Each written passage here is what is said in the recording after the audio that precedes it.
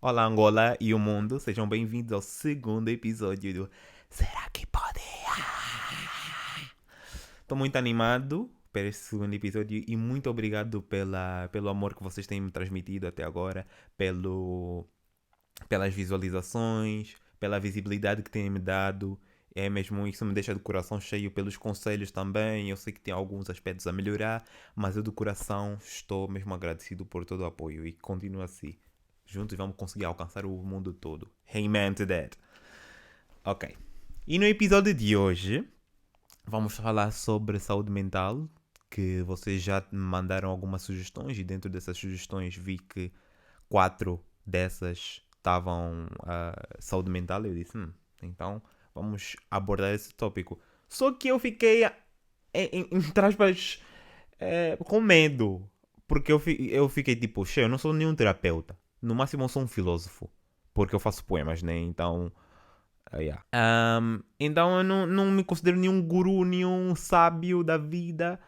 Yeah. Mas só que eu posso tentar vos falar um pouco da minha experiência pessoal e do que eu acho da sociedade em termos da negligência em saúde mental e outros aspectos.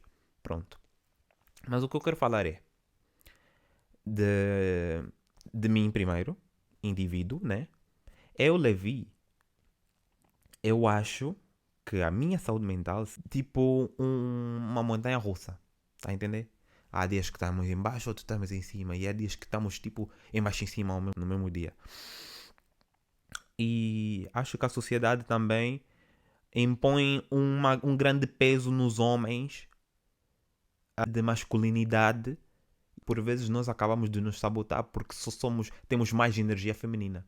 Porque pessoalmente eu acredito que todo ser humano tem energia feminina e masculina. Todo. Pode ser 80% de masculina, 20% de feminina ou vice-versa. Mas todo ser humano tem energia masculina e feminina. E acredito que muitas vezes eu me deparei com eu a me falar, não posso ser assim tão feminino porque a sociedade me põe uma pressão de masculinidade. E essa masculinidade é que leva muitos homens, sobretudo héteros, a terem uma masculinidade frágil. Porque a sociedade lhes dita uma coisa, eles não vão contra. Eles não estou a dizer que os héteros são fracos, mas estou a dizer que simplesmente vão na bala, tá a entender? Vão só na bala, seguem. Muitas vezes deparei com essa situação de como é que eu deveria ser mais masculino? Será que eu deveria ser menos feminino? E realmente não há uma resposta certa porque só tu é que decides o quão masculino e quão feminino tu vais ser. Porque é a experiência de cada indivíduo e de cada indivíduo é diferente. E por que eu toquei nesse toque de masculinidade? Porque a masculinidade está muito ligada à saúde mental. E eu vou falar a minha experiência como um homem preto e queer. Começando na parte dos homens. Eu já disse da masculinidade frágil e já disse porque que eu acho que a masculinidade frágil nos afeta muito a saúde mental. E eu digo assim. Eu não sei. Vou-vos dizer, eu não sei vos dar uma resposta concreta. Só vocês é que sabem encontrar, não é? Mas eu acho que devíamos abandonar esses conceitos todos de feminino num homem é mau ou masculino numa mulher é mau. Pronto, vamos abandonar. Agora, que isso afeta a nossa saúde mental? Afeta completamente, porque eu acho que muitas vezes eu já me deparei com várias pessoas aqui, tipo homens mesmo, que nem sequer conseguem chorar. Já me deparei com homens mesmo que falam, eu nunca mais chorei. E já me deparei mesmo com homens que disseram que chorar é um ato de vulnerabilidade e a vulnerabilidade é má para nós homens porque nós é que temos que proteger. Eu fiquei, hey. Sim, porque nós é que temos que proteger. Mas até que ponto vocês têm que proteger e ninguém vos protege? Porque eu acho que. Vou dar um exemplo de relações heteronormativas. Em relações heteronormativas, tanto a mulher deve proteger o homem como o homem deve proteger a mulher. Sim, e as pessoas vão ficar, meu Deus, que novidade. Não é novidade para ninguém. Oh. É coisas básicas. E isso afeta muito a nossa saúde mental, estão a entender? Muito a saúde mental dos homens. Yeah. Ainda mais homens pretos. Agora entro aqui na questão étnica. Eu sou um homem africano. Eu aprendi algo, como é que é a cultura masculina africana angolana. Tá a entender? Eu acho que, e mesmo convivendo com alguns homens angolanos, já dá para ver como é que são. E, e acho que, por vezes, eu acho que o homem angolano tem muito ego. Tá a entender? Yeah. O homem angolano tem muito ego. E sinto que disfarçam tanto a falta de confiança em outros aspectos, se esquecem daquilo que realmente importa, que é o teu coração e como tu ages perante as situações de atrocidades. Que é isso que importa para mim. E juntando a masculinidade frágil e o facto de termos também uma cultura muito conservadora, que a cultura angolana também é muito conservadora. Vou-vos dizer que só partindo daí já estamos a relacionar também a cultura com a masculinidade frágil, com o facto também de. Imagina, esse tipo de cultura passamos para a Europa. Pronto. Temos essa cultura, temos esse ego frágil, essa masculinidade frágil e passamos para a Europa. E a Europa temos que lidar com o quê? Sobretudo com o racismo, né? E o racismo. Racismo é mesmo uma coisa que não lidamos em Angola. Tipo, quando eu digo não lidamos em Angola, é que a maioria das pessoas de Angola são pretas. Então, não é algo muito. É algo muito falado. Estão a entender? Em Angola, porque as pessoas não sabem ou nunca sofreram racismo por estar a viver num sítio que é predominante as pessoas pretas. Mas. E ficam muito ignorantes quando alguém de fora fala sofreu racismo e depois falam é mimimi. Mas vocês nunca saíram sequer da Angola e conviveram com uma quantidade considerável de brancos. Como é que vocês estão a falar de racismo? Estão a entender? Cada pessoa preta tem uma experiência diferente. E é aí que eu quero entrar. Eu me fugi um pouco do assunto de saúde mental, mas está tudo relacionado e vou-vos explicar. Que nós somos tão negligenciados, tão. Estão a ver o termo em inglês que se usa gaslight. De não pode chorar, como eu já disse. Racismo, esse racismo, vocês tudo é mimimi, não sei o quê. Aqui em Angola estamos a sofrer isso e aquilo e não falamos disso. E não ficamos aí de mimimi. Mas eu acho que isso, como eu diria, isso é bullshit. Yeah, é mesmo porcaria. Porque as pessoas não veem além da sua própria experiência e querem julgar já. Querem atirar já a primeira pedra, querem se dar já dos últimos entendedores dos assuntos da vida, mas tu não sabes, se tu não viveste a experiência de outra pessoa, como é que tu podes estar a julgar? E isso entre nós próprios, pelo menos eu, entro num debate. Será que eu estou bem? Será que eu devia reclamar? Não devia reclamar de barriga vazia? E aí entra também o outro parâmetro. Os nossos pais. Os nossos pais que também podem prejudicar a nossa saúde mental. E quando eu digo que os nossos pais podem nos prejudicar a saúde mental, eu estou a dizer que muitas vezes eles, por não terem um apoio psicológico bom, eles vão nos passar isso também a nós. E não vamos se mentir. É mesmo verdade. Muitas vezes ela tem um sentimento, pega naquele sentimento e vai fazer o quê? Vai fazer o que aprendeu com esse sentimento. Ou se fazer de forte para que esse sentimento queime no coração dela e deixar. Ou então fazer, tipo, construir tipo uma casa do nada. O que eu gosto de falar no meu cérebro. É tipo fazer os impossíveis para algo acontecer. E não tem que ser assim. Tens que te consciencializar com o teu sentimento. Falar porque é que tu estás a sentir isso. Descobrir os motivos do porquê. E trabalhar algo aos poucos para desconstruir ou construir algo em cima disso. Não fazer os impossíveis. Alguém que tem essa falta de inteligência emocional, o que é que vai passar nos seus filhos? Também uma falta de inteligência emocional. E eu já tive conversas com vários adultos africanos, sobretudo, porque são os que estão mais presentes na minha vida, e me falaram, no nosso tempo não era nada dessas cenas de ansiedade, dessas cenas de depressão, não sei o quê. Mentira. No vosso tempo era assim essas cenas de ansiedade, era assim essas coisas de depressão, simplesmente o que acontece? Ninguém sabia sequer o que era a depressão, o que era a ansiedade. A ansiedade no máximo era a ansiedade do casamento. Porque vou casar amanhã, estou ansiosa. Ninguém sabia que a ansiedade é um distúrbio. Entrando nesse tema da ansiedade, o que eu quero dizer? Que uma pessoa ansiosa e que hiperventila do nada e por coisas pequenas. Ainda ontem eu tive um mini ataque de ansiedade e de pânico por estar a fazer conteúdo e não saber como é que eu ia abordar por outras situações pessoais.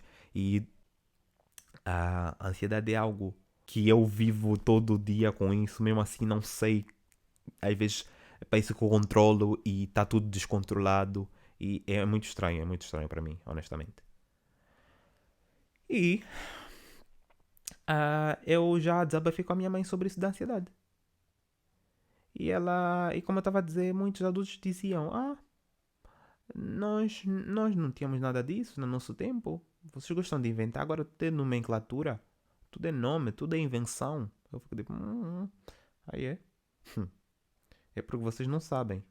Tinha uma ignorância, sim, na saúde mental das pessoas, da geração dos nossos pais, tem uma ignorância tremenda, que na cabeça deles, o cérebro deles não conheceu melhor, então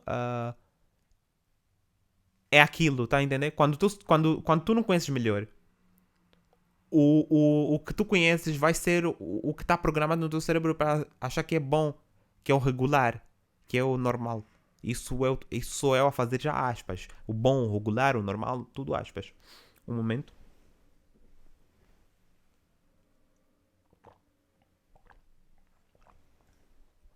Vou de sede, poça. E nisso, o que acontece? Não vais ser muito pouco perceptível a outras ideias.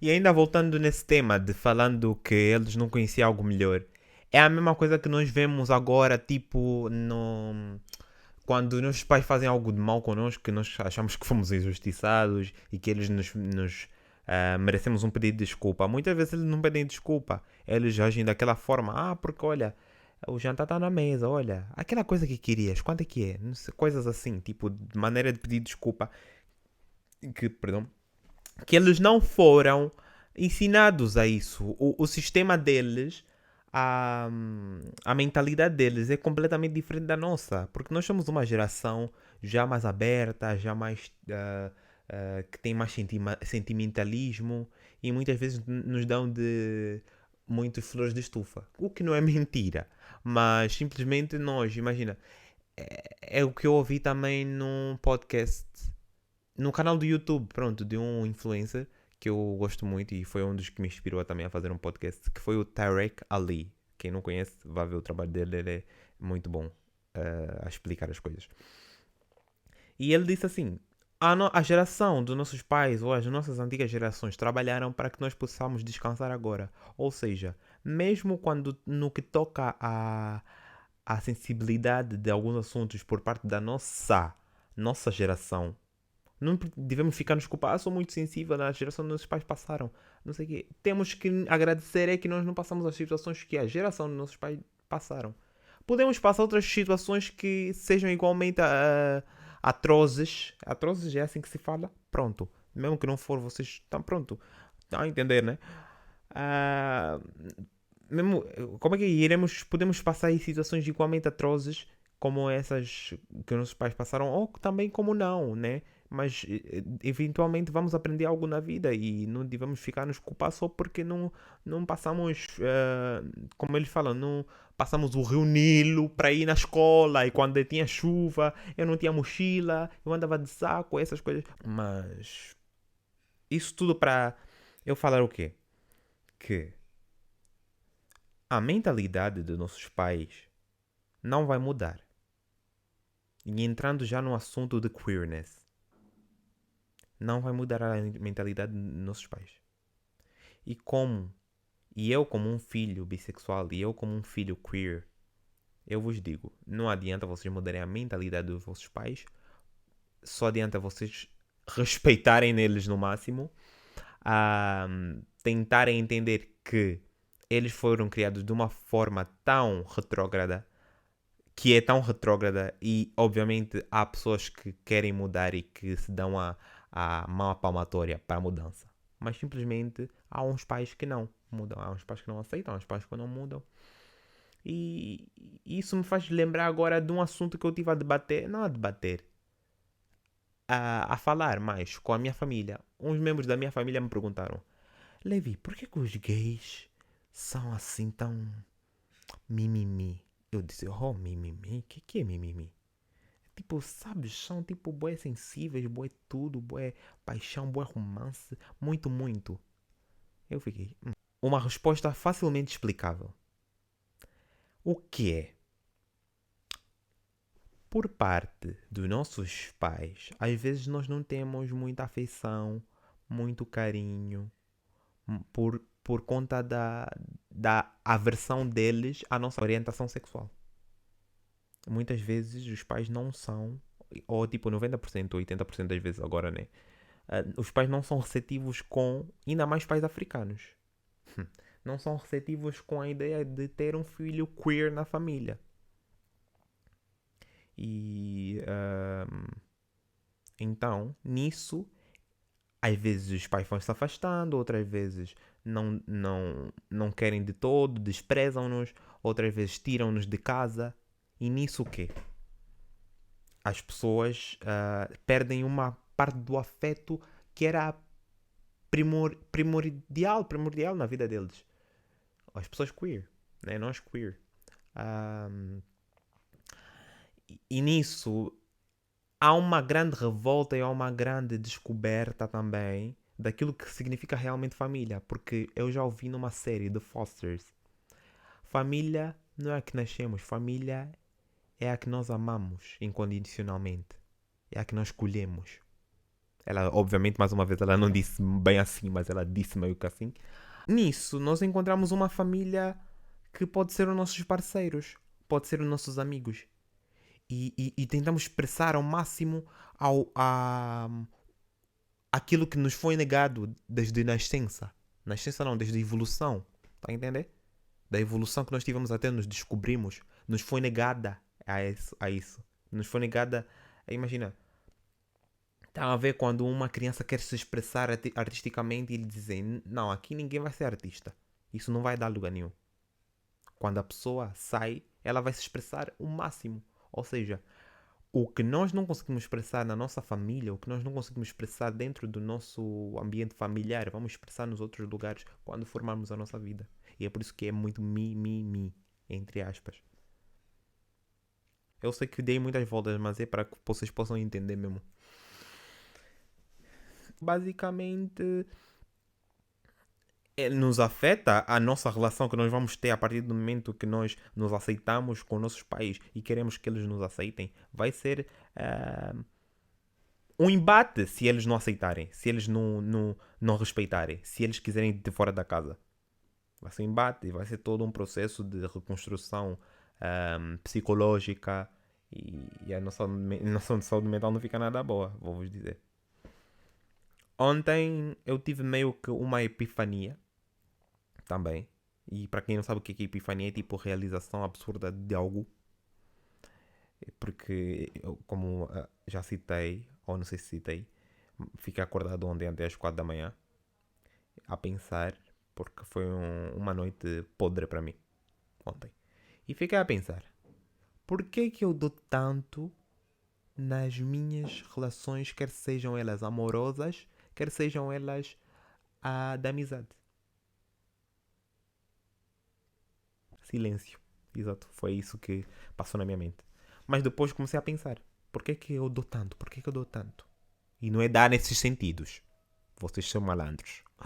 É, é dar mesmo de mim, tipo, corpo e alma. Por que eu dou tanto? E eu cheguei a uma conclusão. Por causa dos meus pais. Muitas vezes eu sou um filho de um casamento que não deu resultado. E muitas vezes, quando nós somos filhos dos casamentos que não deram resultados, nós vamos querer que, ao máximo, ter um exemplo bom da nossa relação. Tá a entender? Eu sinto isso. E além de que me fez com que eu fosse buscar afeto às minhas amizades e às relações amorosas também, né? Já me disseram assim, nunca vais ser feliz a ser dessa forma que és. E eu fiquei, epá, tá bem, né? E eu tive que me levantar, né? Depois desses comentários. E não foi uma vez que me disseram. E eu disse a mim próprio, até que ponto eu vou deixar esse comentário da pessoa tornar-se a minha realidade? Isso também não é tipo uma coisa de motivação aqui. É simplesmente uma coisa de persistência. Como eu já disse, eu não sou resistente. Eu não consigo ficar muito num sítio, infelizmente. Tipo, firme. Eu caio, me levanto. Ou seja, sou persistente. E pronto. Acho que a mim, pelo menos, me deixou muito confuso em certas coisas. Parece que às vezes fazia uma lavagem cerebral mesmo para nos fazer acreditar que não existem outras crenças a não ser essa e essa é a certa. Eu pessoalmente, eu fiquei muito afetado com a religião na minha vida. Eu tive que me afastar de todo tipo de religião na minha vida durante um tempo para eu me encontrar. E ainda estou num caminho espiritual. Mas não estamos aqui para falar de espiritualidade, estamos aqui para falar de saúde mental. Mas a saúde mental também tem a ver com a espiritualidade. Se vocês não têm muito essa cena de espiritualidade, that's ok, porque nem toda a gente tem que ter e somos diferentes por algum motivo. Eu, pessoalmente, acredito que nós só fazemos parte de um cenário muito maior daquilo que nós pensamos. Mas fiquem livres de sentir aquilo que vocês sentem. Eu sou daquilo que eu sou, vocês também são daquilo que vocês são, certo? Há muitos fatores que influenciam a vossa saúde mental. Religião, machismo, homofobia, não aceitação dos pais, entre outros que eu já citei aqui. Mas o que nós temos que ter noção e mentalidade e força mesmo para fazer é tecer nossos fios do destino e não deixar que os comentários das pessoas nos afetem, mesmo que for de nossos entes mais queridos. Porque no final das contas, quando o calor bate, quando a felicidade acaba, quando a ajuda já não é mais necessária, quem está ali para ti és tu. E temos que ter a força para tecer os nossos fios mesmo de destino e nos reerguer. Porque, eu já não fico triste. Vida, o país está cheio de mosca, vou ficar triste porque yeah. Mas é isso, Angola e o mundo. Espero que tenham gostado deste episódio. Eu sei que foi um episódio mais sério, não é? Mas também acho que temos que ter esse tipo de conversas. Próximo episódio, quem sabe, vai ser com um convidado. E fiquem bem mesmo. Este foi o Será que Pode? Já dominas!